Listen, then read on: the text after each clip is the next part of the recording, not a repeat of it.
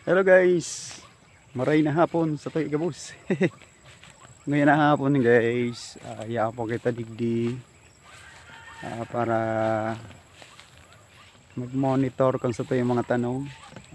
Higihiling ta kung pwede na kitang mag-spray, pigiling ta kung yung mga insekto na maatake sa to'y mga bunga. Kasi pigiling ko guys kung may mga bunga. Itaray ta digdi sa to'y mini drone. Ayan guys, nakulayog-layog. Try talig. Ayan, yung mga bunga siguro guys. Hilingan doon guys kami mga bunga. Ay guaman. Ayan.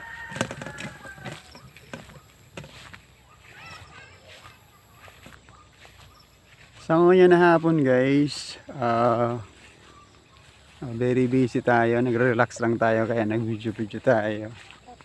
Para next week siguro guys, tutukan tayo ng pagtanom ng tanglad. So guys, update nga pala kita kang sa tuyang mga manok. Ayan. Yun na po ang sa tuyang mga manok na nakakulong. Ayan. Sari-sari. May cover, 45 days, and heritage, and native na manok. Kokondit pa lang ang collection ta guys.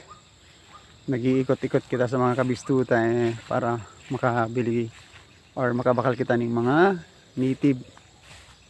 So guys, yan lang po muna ang update next week siguro makapag tanong na kita ng tanglad. So ngayong kayang week video busy tayo.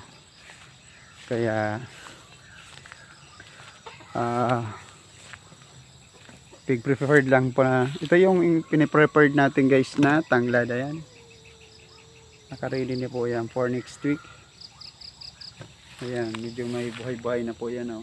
Okay, so yan na po yan. Sana makatanom kita mga yan, mga 1.5 na siguro ang na prepared natin guys.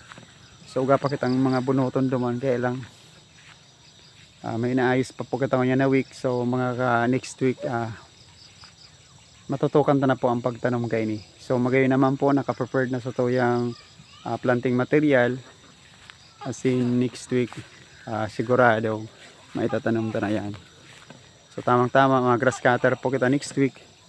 Sa pagka grass cutter ready to plant na. So yan lang muna guys ang update sa toyang mas maikli or may liit na mini farm na kayang-kaya lang natin i-manage. Pero gusto ko rin, pangarap ko rin guys yung medyo malawak na farm, yung pwede nating integrated na pwede nating taniman ng mga iba't ibang klase na tanim, kagaya ng mga root crop, kagaya ng mga gulay, hindi lang kalamansi sana guys, kaya lang konti lang area natin. So okay na to guys, basta kaya naman natin i-manage. Ayaw kasi yung mag-manage ng isang lupa na kung hindi naman natin masikaso. So wala rin, kagaya nung araw na ang dami na nating binabantayan, may palay, may isa pa tayong binabantayang farm. So yung itong kalamansian, itong lugar na to napabayaan tuloy natin. So yung mga dati kong binabantayan, kung kailangan nilang support ako, support advice lang. Pero yung tatanim tayo dyan, siguro hindi ko na kaya yun. Tutulungan ko na lang sila kung anong mga gusto nilang i-advise sa kanilang lupa. Nandito naman ako, kahit wala na ako dan sa inyo, at least nakatulong naman kayo nung tayo ay nangangailangan din. So kahit medyo mayroon tayong ano yon, ako wala namang problema yung may isang tao lang kasi na kung gusto mong paalisin ang isang tao, wag mo nang sumbatan kasi parang naghayop ka sa lubang kayan. Garopig hayop mo tapos ikaman sa nang mapupuling. Yan guys, ako kasi guys, kung pwede kong tulungan ang isang tao, tutulungan natin yan. Katulad ngayon, Yung may malaking farm si may tilit sa sarong kong inaon. So tinutulungan kung ano mga pangangailangan nila lang, kung yung kaya naman nating tulungan as advice, matutulungan natin sila. Pero yung hands on na tutulong ako doon pagtanim, hindi ko na po yung kaya.